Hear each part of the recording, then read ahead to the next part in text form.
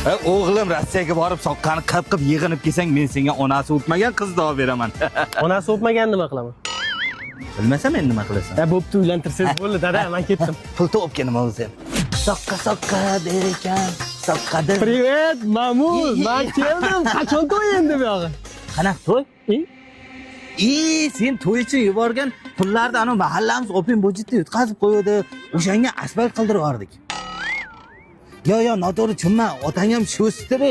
Sen asfalt qilib berganing uchun rais senga qizini berar ekan. Uni bolasi bor-ku. Nima qilibdi? Nima qilibdi? Bolasi bo'lsa, zo'r qilib 1 yil ishlab kelsang, men seni rais qizga uylantiraman, raisning qizi. Mayli, men ketdim, ishlab kelib uylantirsangiz bo'ldi, dada. Bo'pti. O'g'lim ruscha o'rganib, meni Mamul deyapti. Yo. Kim sen rais qizga uylanyapti? 30 ga kirib chiqib ketuvdim-a. Ha, nima bo'ldi, dada? Ana rais qizi eri